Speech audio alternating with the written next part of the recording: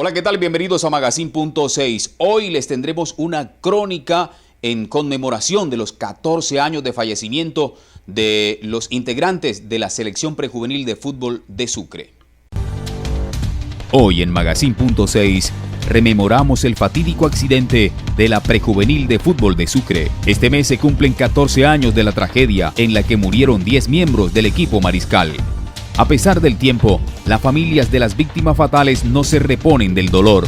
El proceso judicial para determinar la responsabilidad del accidente no ha prosperado. Un accidente de tipo que nosotros pensábamos que el Estado podía cubrirlo. En la parte de que me correspondía a nosotros, que podía responder también la carbonera, por el hecho de que fue una mula de carbones de Cerrejón. La tragedia apagó los sueños de los jugadores y prendió la pesadilla en familiares y sobrevivientes.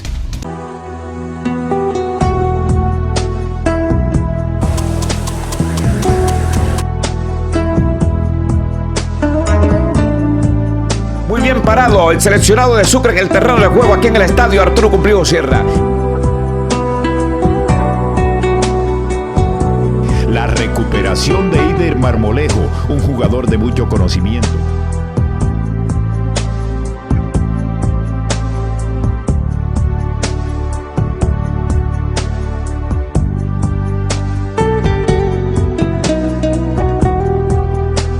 Y a raíz de esto, hoy en día estoy sufriendo mucho.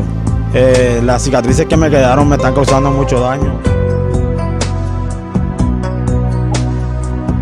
Esta fecha y llegan muchos recuerdos, igual como yo pararme en el balcón, mirar a la cancha, me trae todos los recuerdos a vivir por haber. No me he querido mudar de aquí, porque me siento bien y lo siento que ellos están aquí y que los tengo cerca.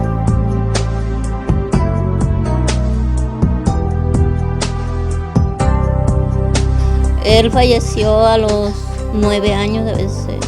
De haber fallecido mi hijo, falleció mi esposo.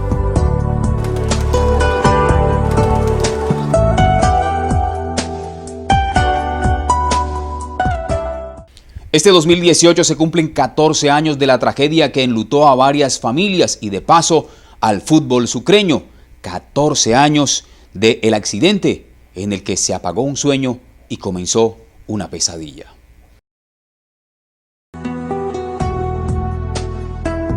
Con sus ganas, con sus deseos de triunfo, un grupo de talentosos adolescentes amantes del balompié, bajo la tutela de experimentados formadores, comenzaron a tejer una ilusión, un horizonte en el que, además de la satisfacción de emplear su tiempo libre en lo que más les gustaba, veían la posibilidad de hacer realidad las esperanzas de sus familias, en su mayoría de escasos recursos. Día tras día, práctica tras práctica, 20 jóvenes entre los 15 y 16 años soñaban con ser futbolistas profesionales.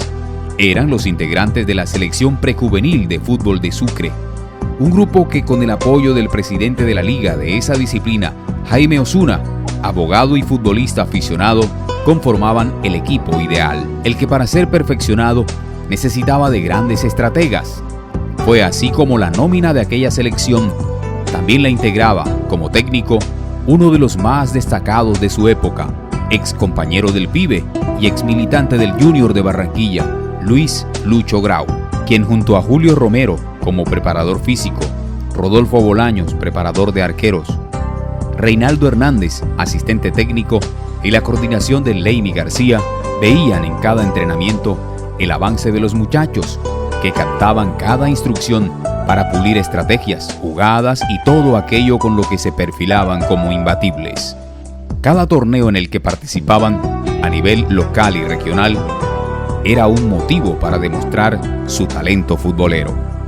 Las cualidades de cada jugador al momento de hacer contacto con el balón llevaron a la selección Sucre a clasificar para representar al territorio mariscal en el Campeonato Nacional Interclubes Sub-17, en el que enfrentarían a sus similares de Cali y Millonarios, para lo que debían viajar a Bogotá. La emoción era doble: jugar a nivel nacional y conocer la capital del país.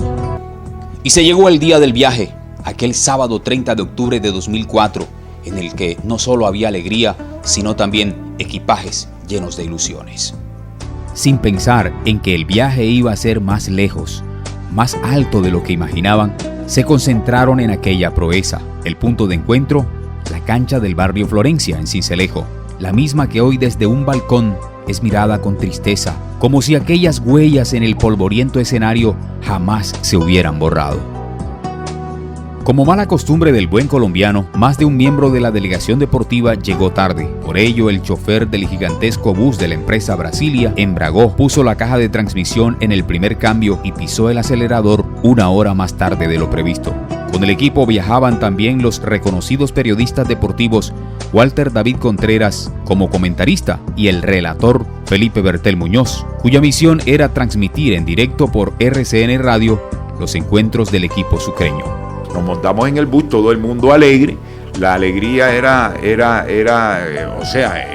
la motivación también de esos jóvenes que querían sobresalir a nivel nacional, porque era un torneo de clubes donde la mayoría de los equipos profesionales tenían vedores, y allí en la ciudad de Bogotá ellos tenían la alegría que iban a ser vistos por esos vedores y de pronto un enganche a nivel nacional en el fútbol profesional. Por los pocos recursos asignados por los entes deportivos, fue necesario que, a pesar de su condición económica, cada jugador hiciera su aporte. Yo trabajaba en un comedor escolar y yo de ahí le daba los pasajes y de lo que él necesitaba para jugar, los pasajes, los guayos, todo eso se lo compraba yo, las medias. Pero la suerte estaba echada. Llovía. Eran las 7:40 de la noche, cuando la delegación sucreña ya rodaba por carreteras del Cesar, rumbo a Bogotá.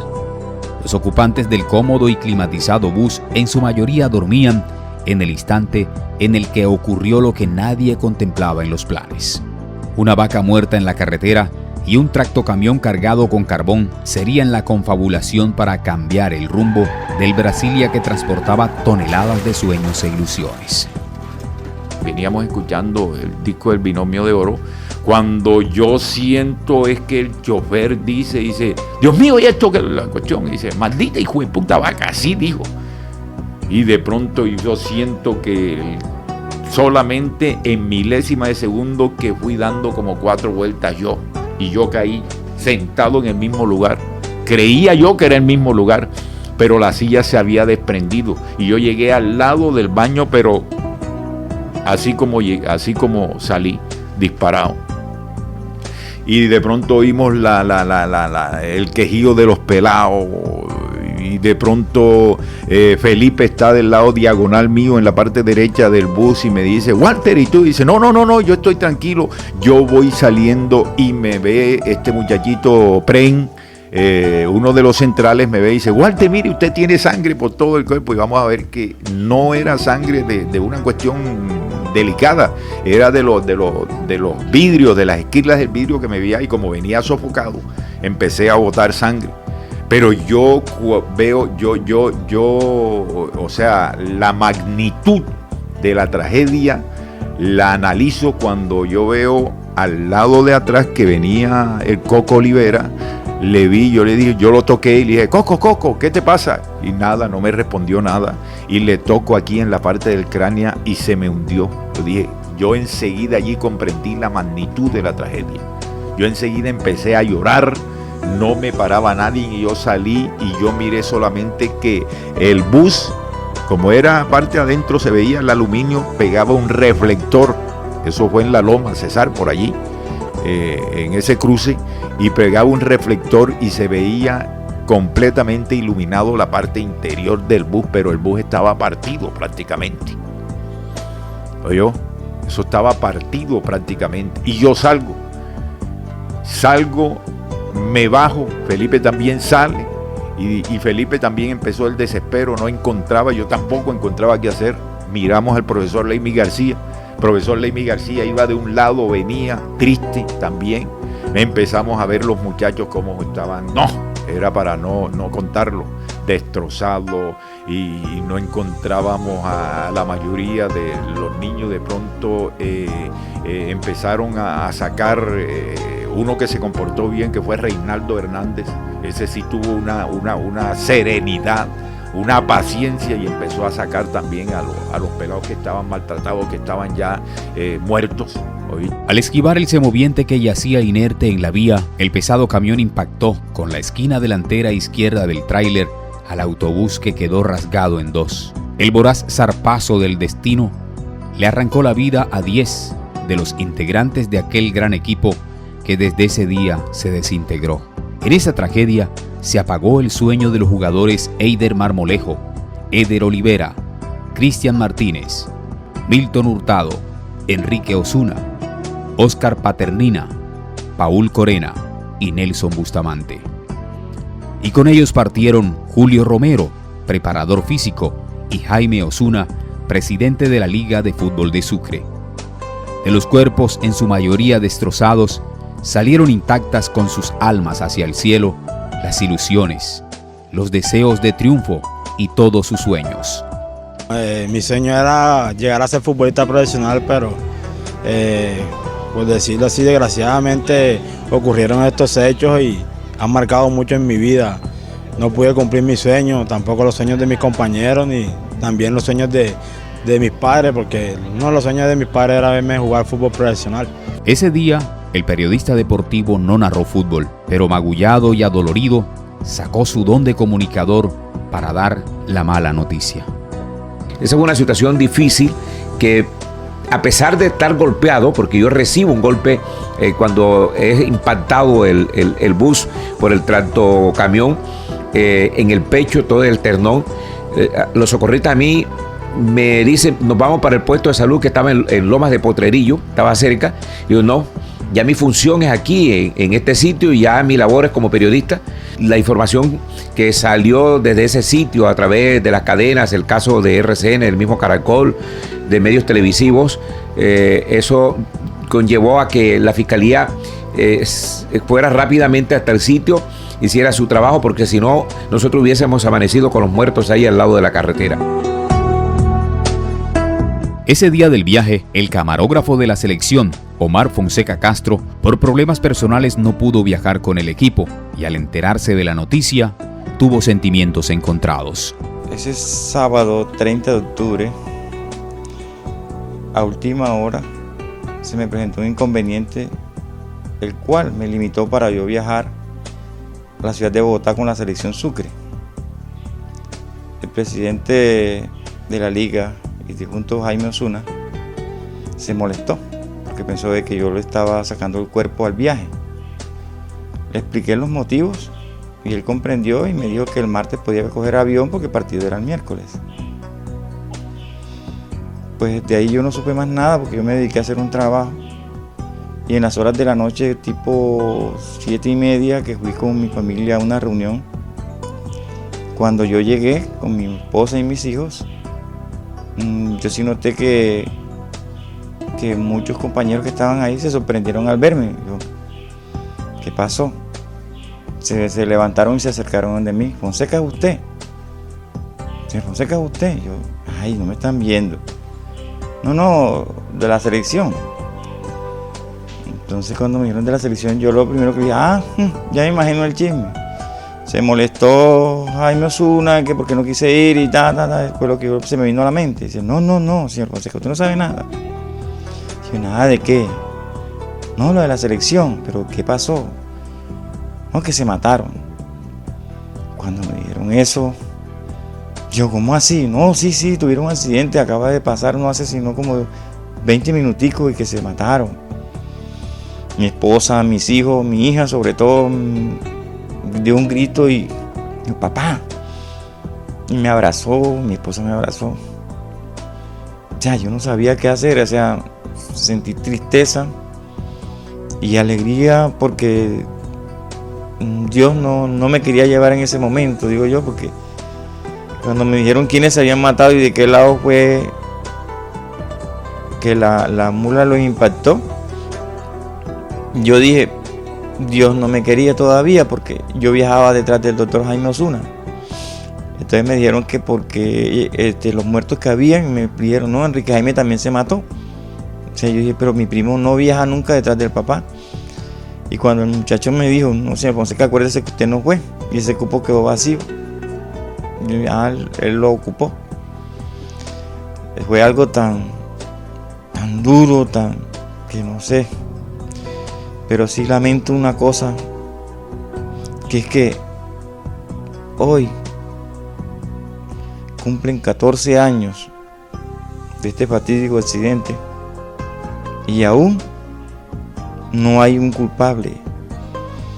Aún, o sea, siguen libres el de el tractomula, el de la vaca, el de Brasilia. O sea, 9 familias dolientes, marcadas, y aún no hay una respuesta positiva. No es el dinero, no es nada, sino que tiene que haber alguien culpable, alguien tiene que responder por esto, y aún no se ha podido ganar este pleito. Ese fatal 30 de octubre se apagó un sueño, y ese mismo día, en el hogar de los que partieron, comenzó una pesadilla. Los heridos fueron trasladados desde el lugar del siniestro, Loma del Potrerillo, corregimiento de Bosconia, hacia centros asistenciales cercanos. Mientras tanto, en Sincelejo, el cielo derramaba gotas de lluvia que daban la sensación de un sereno de lágrimas. El ambiente era pesado.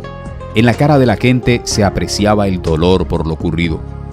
Todos querían saber en detalle lo que había pasado. El dolor que produce la muerte de un ser querido muchas veces se torna insoportable, y más si se trata de un hijo. La pérdida de un hijo trae mucha tristeza, mucho dolor y depresión. Entonces, si uno no se levanta, eso trae como consecuencia enfermedades. Y yo pienso que esto ha pasado aquí dentro de este grupo, que tras las condiciones en que se han creado, en las que el espacio donde se mueve la persona y la fuerza, yo no sé, el equilibrio que uno maneje, ¿no? Eso va descompensando. Y es que para esta mujer, la misma del balcón en donde mira hacia la cancha, el impacto fue doble, porque además de su hijo Enrique, también perdió a su esposo en el mismo accidente. Mi esposo no fue un hombre malo, es decir, no fue un padre tampoco malo. Un esposo cometía sus errores como cualquier otra persona, pero siempre fue muy a la familia, demasiado pegado a la familia. Fue una persona que estuvo ahí, por decirte yo, todas estas fechas que yo te estoy diciendo, siempre los fines de semana nos veían juntos, porque yo creo que más que ustedes como periodistas debían ver que nosotros siempre estábamos juntos apoyando a los niños en las canchas de fútbol, en el deporte, acompañándolos a los diferentes eventos donde participaron. Y él era muy, muy familiar, ¿sí? Y siempre respondió a la familia. Una pesadilla similar vive doña Maritza Sarmiento, mamá de Nelson Bustamante. Porque esto no se recupera nunca para mí. Todos los días es como si fuera el primer día que mi hijo se haya ido. Porque esa era mi vida, él era todo para mí. ¿Era su único hijo? Era mi único hijo en ese tiempo. El esposo de doña Maritza entró en depresión por la muerte de su único hijo, y eso deterioró su salud. Enseguida, a los 2 años, ya él hubo que intervenirlo a una cirugía. Se le presentó un tumor cerebral. Y el médico me dice que eso fue a raíz de eso, porque, o sea, el estrés que él tenía, el pensamiento, él siempre decía, yo quiero morirme, porque sin mi hijo yo no puedo vivir. Y bueno, y así fue. que de verdad que de ahí él no fue más nada. Y enseguida todo nuestro hogar se fue enseguida. Todo se acabó, todo, porque la verdad es que el motor de nosotros era nuestro hijo. Para Blady Pérez, la mamá del jugador Oscar Paternina, la situación no es diferente. La humedad del patio de su humilde vivienda contrasta con las infinitas lágrimas derramadas por la partida de su hijo. Yo recuerdo desde el primer momento que yo lo embarco en la moto que él se iba a jugar. Recuerdo yo ese momento, desde el 30, 31 y el primero que fue el entierro. Me siento con mucho dolor, mucha tristeza en todo mi corazón. Porque yo no he podido olvidar a mí. Por esta tragedia, hasta el momento nadie ha respondido. La empresa Cerrejón adujo que el carbón era de ellos, pero la tractomula era de un contratista y el tráiler era de un particular. La empresa Brasilia entregó una compensación económica a las familias pese a no reconocer su posible culpabilidad, y el dueño de la vaca nunca apareció. El Estado debía responder por lo que sucedió, la carbonera debía responder, Brasilia tenía que responder, que fueron los causantes del accidente, ¿no? De lo que sucedió. Pero yo no culpo, o sea, en el hecho, el fallo que hubo judicial le echó la culpa fue a la vaca, como el cuento del libro, la culpa fue de la vaca. Entonces tampoco llamaron al señor, el dueño, ni tampoco pudo responder. Entonces yo pues no, yo siempre he dicho que ha sido cosa de voluntad de Dios, que el proceso se metió penal y también todo eso pues fallaron, negaron la demanda. En estos momentos pues vino un abogado y nos dijo que podríamos todavía como recuperar algo y se envió a Derechos Humanos para hacer un nuevo proceso, sí, un proceso para que revisen el proceso a través de Derechos Humanos Internacionales. 14 años después, y mientras el proceso jurídico encuentra un responsable, otros que aún padecen las secuelas de la tragedia son los sobrevivientes. Jairo Sierra despertó en una clínica 6 días después del accidente. Prácticamente duré 2 semanas en la clínica Santa Isabel, estuve en UCI. Yo quedé inconsciente, mis compañeros que quedaron vivos me dicen que yo quedé inconsciente y yo caminaba a las calles, recogía vidrios en la carretera y hasta ahí me acuerdo. Sus heridas sanaron y sus cicatrices casi no se ven, pero las huellas del dolor en el alma están intactas.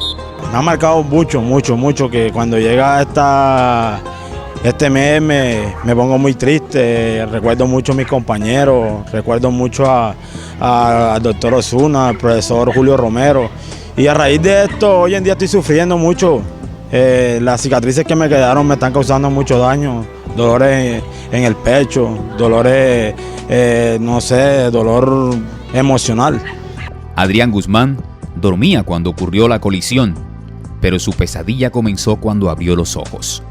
Pues nosotros cuando llegamos a Bosconia empezó una llovizna, empezó a llover en el camino y yo pues me quedé dormido. Y en el momento que me quedo dormido pasa lo sucedido. Ya cuando me despierto a los 4 días en la clínica, ya entubado con operaciones encima. Fue justamente ese insuceso el que no le permitió realizarse a plenitud en su deporte. Me hicieron alejar de lo que yo más quería, ser un profesional en el fútbol. Pero bueno, Dios es grande y tiene grandes cosas para uno. El triste recuerdo no se ha borrado. El sentimiento de dolor cuando llega cada octubre es como una herida a la que se le unta limón. Llega esta fecha y llegan muchos recuerdos, igual como yo pararme en el balcón, mirar a la cancha, me trae todos los recuerdos a vivir y por haber.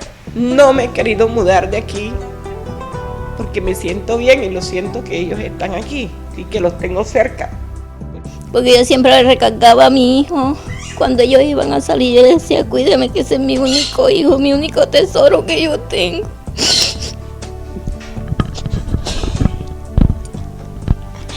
Les digo, yo ando y todo, pero desde el día que se fue mi hijo, mi vida ha cambiado tanto.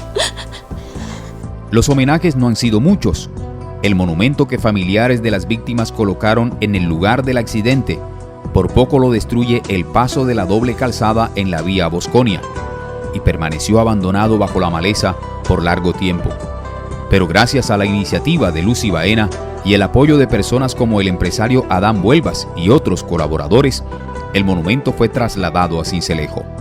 Una mínima cosa que uno puede hacer, porque la pérdida es tan grande, tan dolorosa, tan triste, y cualquier cosa que se haga es mínima para el dolor que pueden sentir pues los familiares y toda la sociedad de Sucre. La administración local, en cabeza del alcalde Jacobo Quesep y el apoyo del director del INDER Adalberto Pelufo, determinó colocar el monumento en el estadio Arturo Cumplido Sierra. Lo mínimo que podemos hacer los cincelejanos y los sucreños y las entidades que hoy representamos al Estado es hacerle un reconocimiento amplio y público por ese ejercicio, y que a pesar de no ser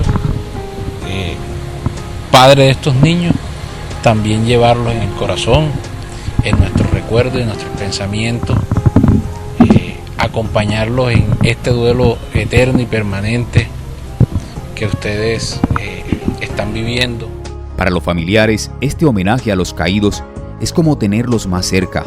Podemos visitarlo en cualquier momento, lo estamos viendo aquí. Agradecen también al señor Adán que nos lo trajo, a la doctora Lucy, y sí, como muy contento de tener aquí el monumento acá en Sincelejo.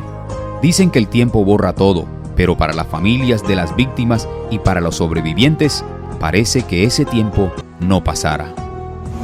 Nunca voy a poder superar esta situación. Sé que el tiempo se encarga de curar todo. Esperemos que así sea. Ese homenaje que hoy le rinden a esos muchachos es muy merecido, Nunca los olviden. Fueron grandes guerreros, grandes luchadores por lo que querían, por representar bien a su departamento. Se fueron personas que van a ser inolvidables para nosotros. Pero como un consuelo, albergan la esperanza de volver a ver a los que se fueron. Mientras tanto, la imaginación vuela para apreciarlos jugando entre nubes blancas en donde ni el dolor ni el sufrimiento existen. Yo te extrañaré,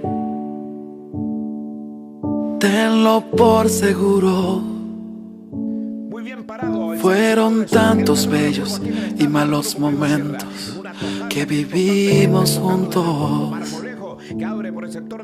Los detalles, las pequeñas cosas, lo que parecía no importante, son las que más invaden mi mente al recordarte.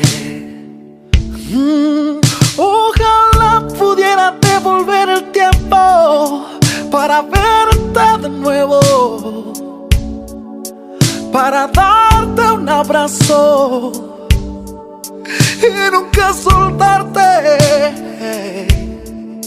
Mas comprendo que llegó tu tiempo, que Dios te ha llamado para estar a su lado. Así Él lo quiso, pero yo nunca pensé que doliera tanto.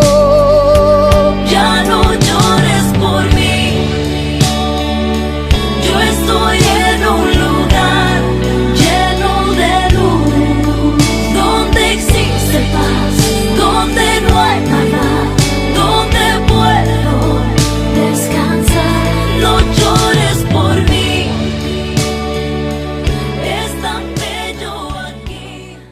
Estas familias adoloridas no exigen dinero, solo piden que se haga justicia por aquel responsable de un hecho en el que se apagó un sueño y comenzó una pesadilla.